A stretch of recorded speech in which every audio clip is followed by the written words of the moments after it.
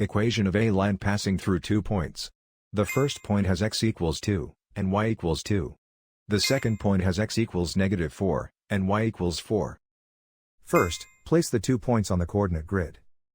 The run is the horizontal change, from x equals 2 to x equals -4, the run is -6. The rise is the vertical change, from y equals 2 to y equals 4, the rise is 2. Slope is rise divided by run, 2 over -6, which simplifies to -1 over 3. Now draw the line through both points. Start with point slope form, y minus y1 equals m times x minus x1. Then fill in the boxed values. Slope is -1 over 3, x1 is 2, and y1 is 2. That gives the specific point negative slope equation for this line. Finally, solve for y to get slope negative intercept form. The graph and the equation describe the same line.